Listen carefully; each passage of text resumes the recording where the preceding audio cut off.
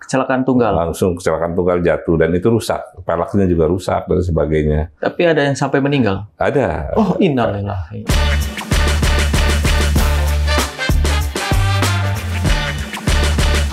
Gaspol, ngebahas politik. Assalamualaikum warahmatullahi wabarakatuh, teman-teman Banten Raya. Jumpa lagi bersama saya di segmen Gaspol, ngebahas politik. Tamu Gaspol saya hari ini Ketua Fraksi Partai Nasdem PSI DPRD Provinsi Banten, Bang Ali Nurdin Abdul Ghani. Apa kabar, Bang Ali Nurdin? Alhamdulillah, kabar baik. Kabar Bang baik, Rahmat, ya. luar biasa. Melihat Bang Rahmat, murah senyum, kita senang. Amin ya Allah. Sebelum saya ngobrol-ngobrol dengan Bang Ali, saya ingin menyapa teman-teman di sana. Saya doakan teman-teman semua dimanapun berada sehat walafiat, baik jasmani dan rohani, diberikan keberkahan, kelancaran rezeki dan kelancaran segala urusannya. Nah, teman-teman, semoga juga pandemi yang melanda di Indonesia, di tanah air cepat berlalu.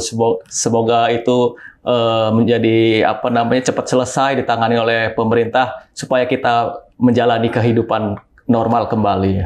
Bang, ya, siap. Udah mau reses lagi ya, Bang ya? Ya. Saya mengawali pertanyaannya dengan ini, Bang. Ada keluhan masyarakat tentang kerusakan jalan Kresek Gandaria. Kebetulan Abang Dapil Kabupaten Tangerang B. Iya, dan di mana basis Abang di Kresek ya, Bang? Iya, kebetulan saya kelahiran Desa Kresek, Kecamatan Kresek, Kabupaten Tangerang. Tanggapan Abang gimana? Iya, yang pertama kita sih mengapresiasi proses pembangunan di Kabupaten Tangerang yang dilakukan oleh pemerintah Kabupaten Tangerang bawah pemerintahan Pak Zaki Iskandar dan Pak Haji Ombi Pandromli. Nah, persoalan ini memang jalan itu sudah dibeton, kemudian karena diinjak oleh truk-truk tanah besar, itu juga bagian dari proses pembangunan, perlu penanganan. Dan kami meminta kepada pemerintah Kabupaten Tangerang melalui Dinas PUPR agar segera melakukan penanganan kerusakan jalan di ruas Kresek Gandaria, tepatnya di Kecamatan Kresek dan di Kecamatan Mekar Baru, gitu. Juga sebagian Kronjo, itu ruasnya. Nah, saya kira PUPR, Dinas PUPR Kabupaten Tangerang meyakini setelah podcast ini akan merespon dengan baik, karena itu bagian dari pelayanan kepada masyarakat secara maksimal, karena sudah menelan korban jiwa dan selalu ada kecelakaan-kecelakaan pada waktu malam hari. Oh, gitu. Karena kalau kerusakan beton, dia menganga-kan gitu, jadi belah. Seringkali ban sepeda motor itu terprosok di sana. Jadi kalau sudah terprosok udah susah.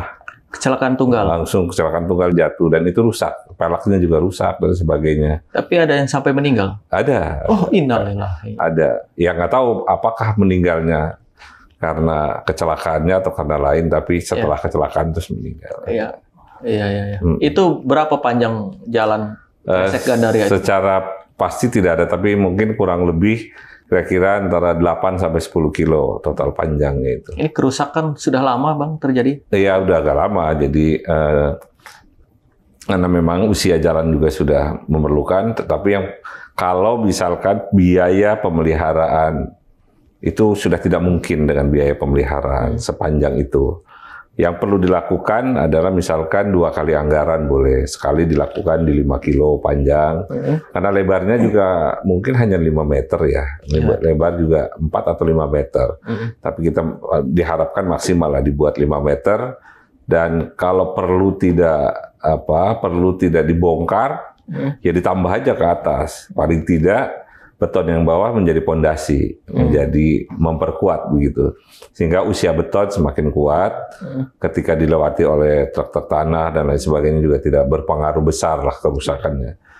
Dan kita juga meminta kepada masyarakat ketika beton itu di atas beton lagi, harus juga menerima ketika rumahnya berada di bawah jalan. Ya kan seperti itu kan banyak keluhan dari masyarakat ketika bangunannya adalah beton, pasti bertambah 30 cm ke atas jalannya sehingga posisi rumahnya jadi di bawah jalan. Nah, itu harus diterima karena ketika rusak seperti ini kan fungsi jalan beton yang di bawah bisa dijadikan sebagai pondasi. Oh gitu. Ya, Nggak dibongkar dulu Bang? Nggak usah dibongkar, nggak apa-apa.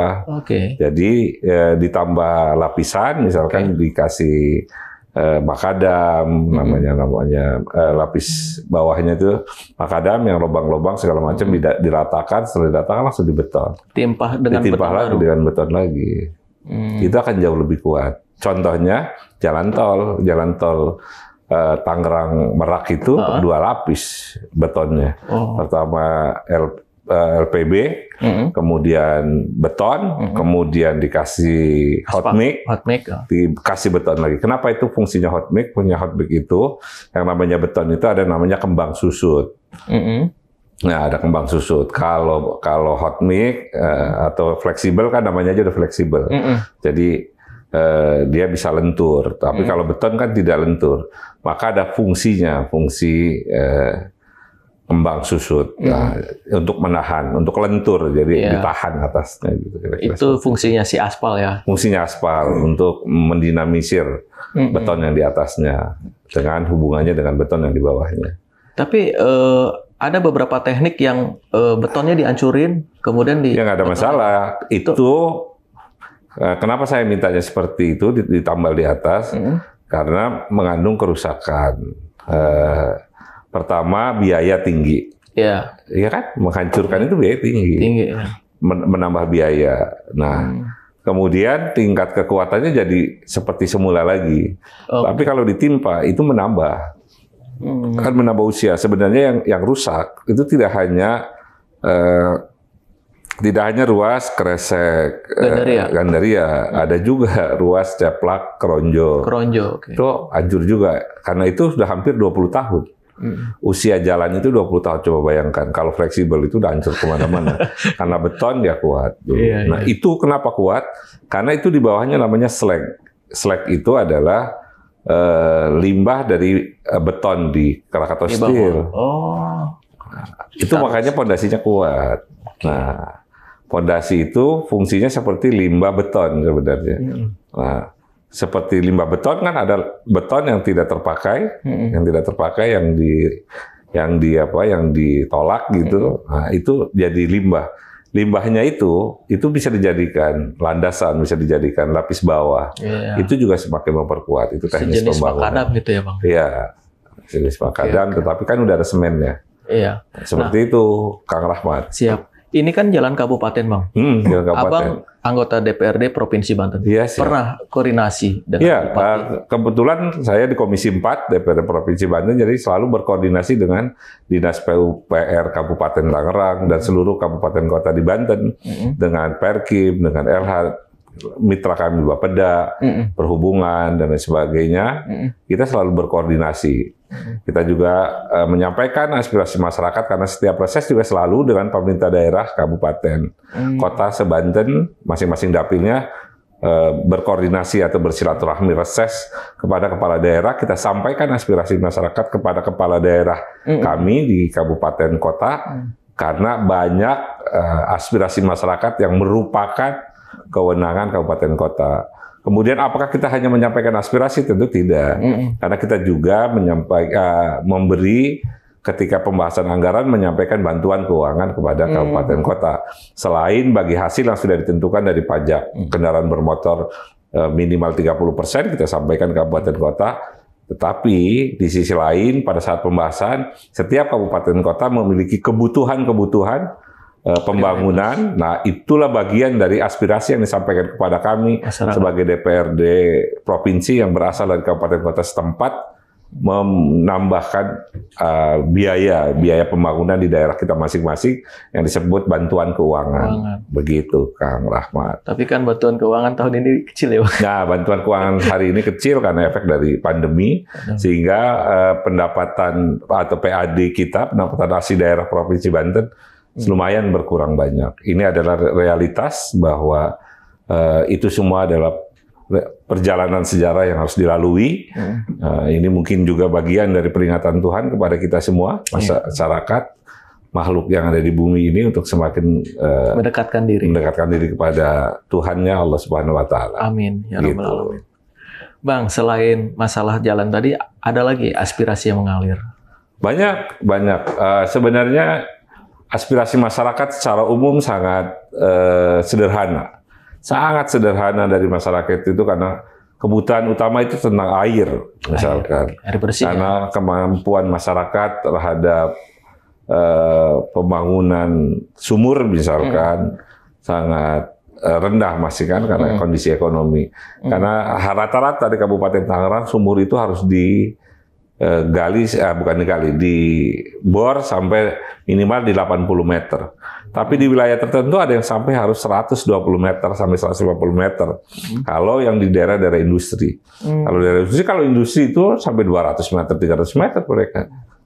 Otomatis yang dari atasnya ikut turun juga kan. Air tanah ya. Air tanahnya di wilayah Belaraja, Cikupa dan sebagainya. Lagi agak ketinggian. Nah, itu memerlukan biaya. Kalau secara pribadi masyarakat agak berat. Nah, maka mereka kebutuhannya adalah air bersih, yang diperlukan adalah sarana air bersih. Baik dalam bentuk MCK misalkan, mandi, cuci kakus, atau sarana air bersih aja, air tetis. Artinya cukup dibor, kemudian dikasih keran, nah mereka cukup untuk air minum, untuk mandi dan sebagainya dibawa ke rumah.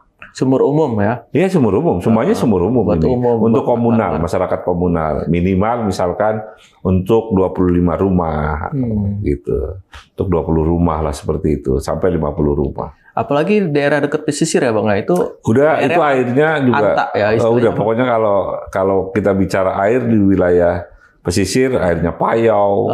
Kemudian juga warnanya warnanya kuning dan sebagainya, maka kedalamannya harus sangat dalam baru bisa agak lumayan di sana. Itu pun ada daerah-daerah yang tidak bisa juga, tetap seperti itu. Itu harus deep well bener, itu harus dalam betul itu. Itu bisa ditangani oleh Pemprov? Bisa, sangat melalui bisa. Bantuan? Itu ya pembangunan, ada yang di Perkim, ada yang misalkan air tetis. Air tetis itu oleh SDM, dan itu bisa mencapai 200 meter. Wow. 200 meter dalamnya, itu bisa kita beri bantuan untuk pesantren. Ya kan? Banyak pesantren yang ada santrinya yang 200, santrinya 300, 400. Nah, beberapa kita sampaikan kepada Dinas SDM untuk melakukan pengeboran sumur dalam atau deep well istilah dia. Gitu. Nah, ini sudah berlangsung, Bang? Sudah ada beberapa, tapi memang belum maksimal. Kita harapkan ini menjadi lebih maksimal. Nah, berkaitan dengan bantuan para pesantren yang kemarin ada persoalan, kita juga meminta kepada TAPD dan pada gubernur, wakil gubernur, agar besok dilakukan bantuannya tidak dalam bentuk uang tunai kepada pesantren dan lembaga. Kita bantunya adalah pembangunan.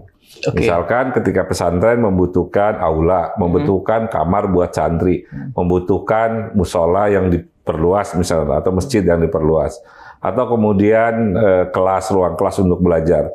Nah, kita bantunya itu saja melalui Dinas Perkim tentunya, sehingga mereka tinggal pakai. Jangan kemudian mereka dibebani harus membuat proposal ini itu, dan harus proses pencairan, pelaporan dan lain sebagainya, biar pelaporannya diurus oleh pihak ketiga, dalam hal ini tentu pemenang lelang, pemenang tender di Perkim, seperti itu. Nah, ini yang kita harapkan, karena ini juga bagian dari aspirasi dari para ulama. Kita capek katanya bikin laporan, bikin itu. Udahlah, katanya saya menerima bangunan aja.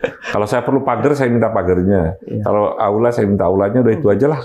Nah, itu bagian dari solusi yang ingin kita sampaikan kepada kepala daerah, pada pemerintah Provinsi Banten, agar penanganan pesantren itu diberikan dalam bentuk bangunan. Nah, kemudian petani. Nah, petani ini ada persoalan di Kabupaten Tangerang soal jaringan airnya. Ini banyak yang sudah putus, banyak yang sudah, walaupun kemudian di sana adalah menjadi tanggung jawab pemerintah pusat melalui PU atau UPT, PUPR pusat yang ada di Provinsi Banten. Tetapi kita berharap ini menjadi sinergi, membangun sinergi dengan pemerintah Provinsi Banten dan kabupaten kota yang ada untuk menangani persoalan ini. Karena ternyata biaya menggunakan diesel itu sangat membebani bagi petani. Kita juga ikut prihatin, karena dia harus sharing dengan yang mengelola diesel. Walaupun dieselnya dibantu oleh pemerintah, tetapi operasionalnya kan harus, dan itu lebih besar ternyata. Kita ingin itu kita pangkas supaya bisa dibantu oleh pemerintah menyelesaikan persoalan irigasi ini, irigasi untuk pertanian. Walaupun banyak okupasi di daerah pertanian di Kabupaten Tangerang, misalkan di kota-kota yang lainnya, itu menjadi perumahan, menjadi industri. Iya. Nah, tetapi secara umum, luas pertanian kita masih lumayan besar. Nah, itu harus benar-benar ditangani dengan baik, supaya konkret. Kemudian yang lainnya adalah soal masyarakat pesisir di wilayah utara, yang hari ini sudah agak kesulitan mengakses ke laut, karena sudah menjadi lahan real estate. Jangankan nelayan, masyarakat yang di samping temboknya aja nggak bisa nyebrang. Kemarin kita datang ke Kosambi, mereka mengeluhkan itu. Karena kemudian ada rob, ada air dari hulu mau ke laut nggak bisa. Nah, ternyata ada tutupannya gitu di setiap pintu-pintu. Nah, itu juga menjadi tantangan petani, masyarakat di pesisir. Artinya masyarakat miskin kota jadinya sudah hari ini di Kosambi, Teluk Naga itu harus perlu penanganan serius oleh kita semua, wakil rakyat, pemerintah kabupaten, kota, provinsi, dan pemerintah pusat untuk menangani beberapa persoalan masyarakat yang real terjadi di tengah-tengah masyarakat. Gitu. Dan ada jalan juga, jalan masih kabupaten di perimeter utara menuju Kosambi, itu rusak parah. Kita juga berharap meminta kepada pemerintah Kabupaten Tangerang menangani jalan akses itu. Karena jalan akses itu sekali lagi diinjak oleh truk tanah yang mengurung PIK itu, Pantai Indah Kapuk. Ya, berarti itu lintas kabupaten? Iya, tetapi itu masih status jalannya status jalan kabupaten. Kalau perlu itu status jalannya ditingkatkan saja menjadi status jalan provinsi biar kita bisa pantau penanganannya dan bisa dipercepat seperti itu. Tapi kan ketika diserahkan asetnya, provinsi pengen jalannya bagus dulu. Iya, nggak apa-apa diserahkan. Nanti kebetulan tingkat ruas jalan kita kan yang belum ditangani hanya tinggal berapa 12 kilo apa. Yang perlu kita lakukan itu kan di provinsi adalah pelebaran jalan, peningkatan status jalan dari kabupaten kota menjadi jalan provinsi. Nah, penanganan jalan provinsi kita memang sangat pendek, di bawah 800 kilo. Sementara kita lihat jalan-jalan provinsi di wilayah yang kecil, misalkan kalau DKI nggak bisa karena semua menjadi wewenang DKI. Jogja misalkan itu panjang 1.000 lebih. Apalagi kalau Jawa Barat, Jawa Tengah, Jawa Timur itu di atas 2.000 semuanya penanganan. Banten hanya berapa sih? 780-an, kurang dari 800 karena berkurang kemarin. Tapi besok akan nambah lagi. Nah, kita mungkin keuangan kita masih bisa ketika stabil mungkin bisa masih menangani di ruas jalan sampai 1.200-1.300 panjangnya lah. Nambah itu dari daerah mana, Bang?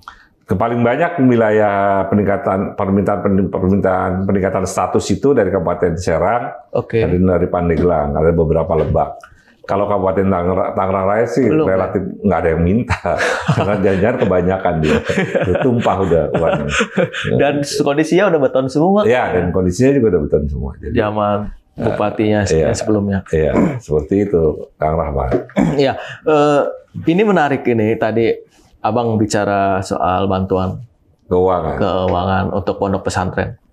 Memang polemik kemarin kan bantuan itu diserahkan ke pesantren sehingga memicu terjadinya penyelewengan lah, diduga ada penyelewengan gitu. Apakah nanti dengan ditangani oleh pemerintah daerah, paling tidak itu kan memangkas administrasi Biro, memperpendek administrasi, kemudian jaminan untuk itu pengawasannya lebih gampang karena di OPD gitu, Bang. Iya, di OPD. Nah, dan itu kan ada pihak ketiga yang melaksanakan, itu bisa langsung diawasi dan sebagainya. Nah, itu akan didorong di pemerintahan tahun 2022 ini. Di tahun 2022 belum ada. Belum ada, jadi bantuannya masih belum. Maka ini harus jadi tataran konsep dulu untuk penganggaran di perubahan 2022 misalkan atau di murni 2023. Kita harus bersepakat bahwa bantuan kepada pondok pesantren itu dalam bentuk fisik dalam bentuk bangunan, baik pagar, aula, masjid, musola, ruang inap santri, ruang kelas, ruang belajar gitu, aula dan sebagainya. Kecuali rumah kiai yang nggak boleh dari APBD kalau rumah kiai. Dan mungkin satu lagi yang menjadi perhatian juga Bang, selain tadi kita langsung kerjakan oleh OPD di Pemprov Banten, nilainya Bang, kalau kemarin kan kecil ya. Iya. Kalau nilai 30 juta nggak dapat apa-apa. Iya, itu makanya minimal nilainya 200. Nah, mungkin kalau 200, cuman secara kuantitas jumlah pondok pesantrennya memang sedikit. Nggak apa-apa. Tapi kan kualitas pekerjaannya jelas ya Bang ya? Iya, jadi tahapannya jelas. Ada berapa sih pesantren yang real di kita? Iya. Misalkan ada 3.800 seperti yang terdaftar. Atau lebih ditarik lagi, kita hitung tergantung besaran pondok pesantrennya misalkan ya. Tingkat santrinya misalkan kalau santri yang mulai kita bantu di santri yang 50 santri gitu.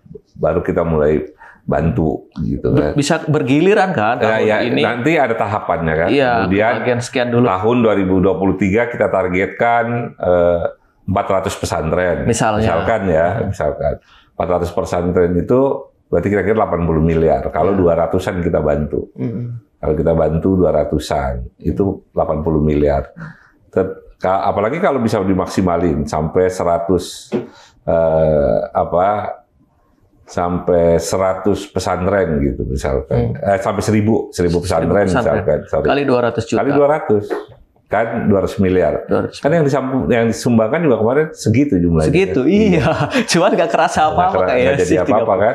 Nah, iya. Hanya 40 juta dapat apa kan? Iya. Kalau 200 mungkin masih oke lah ya. Iya. Taruhlah di 50 pesantren misalkan. Itu bisa maksimal. Dan bisa kita buat target.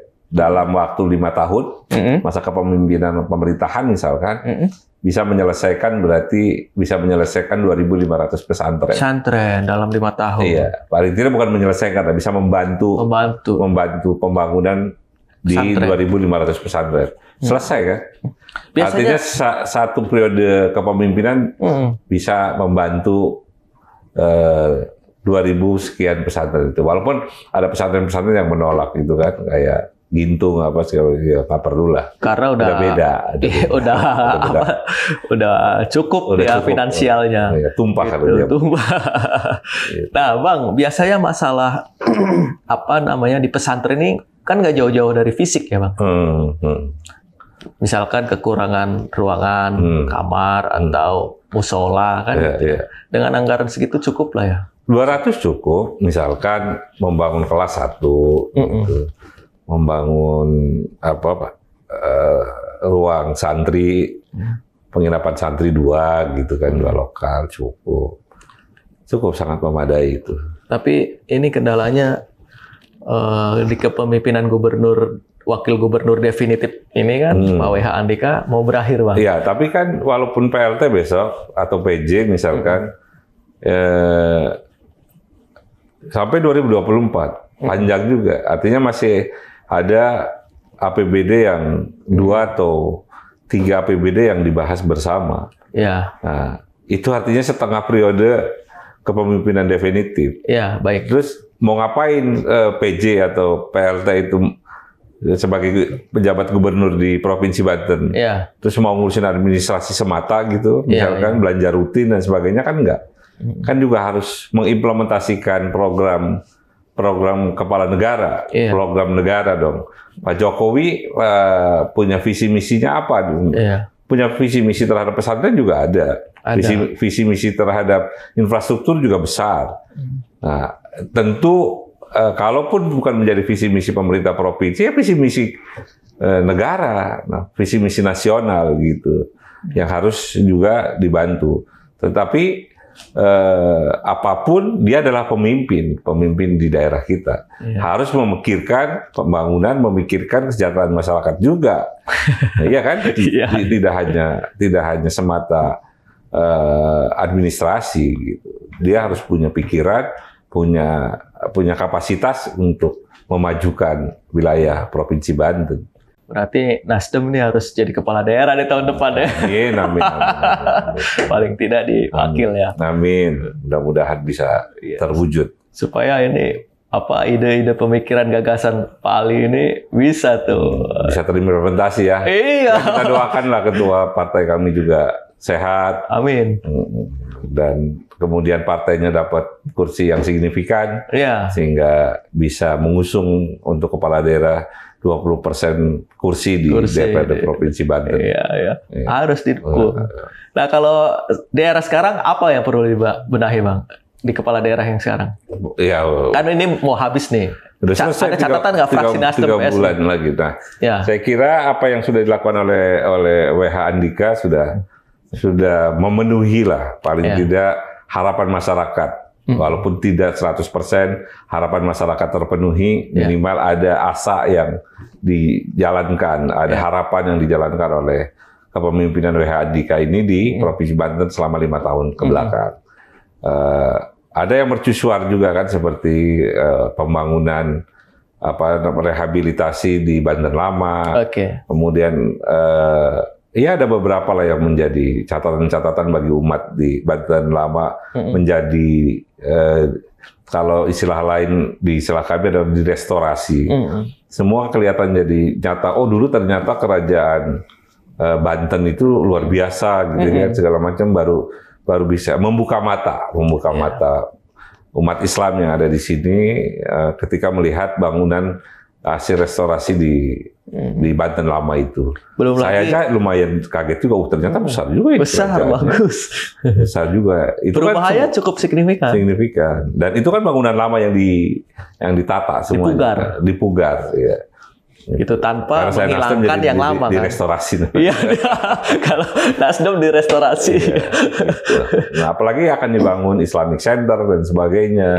Nah, itu luar biasa. Ada Museum Al-Quran dan sebagainya. Nah, itu salah satu bagian dari terobosan yang dilakukan oleh kepemimpinan WH Andika. Banyak lagi yang lainnya, dan kita support itu. Misalkan target jalan mantap. Nah, kita support. Kemudian ada landscape Banten yang harus menjadi perhatian. Salah satunya jembatan Boge, kelihatan kan? Oh iya. Ya lumayan. Kemudian pelebaran jalan KP3B Palima, Pakupatan. Nah, itu adalah bagian dari langkah-langkah, walaupun itu mercusuar, tetapi menjadi ikon di Provinsi Banten, menjadi catatan penting. Berkaitan dengan bantuan-bantuan kepada masyarakat juga kan banyak. Saya kira bantuan yang paling signifikan lagi adalah ketika SPP digratiskan untuk tingkat SLTA.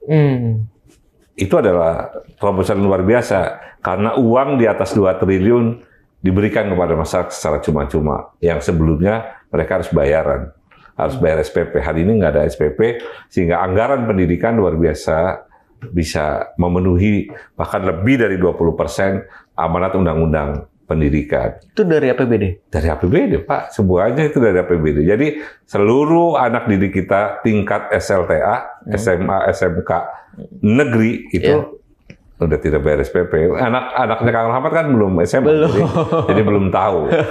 Lewat Bosda berarti ya? Iya, lewat Bosda itu. Digratiskan. Belum lagi Banten International Stadium. Ya, Banten International Stadium salah satu proyek mercusuar yang akan menjadi ikon di Provinsi Banten juga luar biasa. Apalagi rencana Rans menjadikan BIS sebagai base-nya Rans FC ya. FC.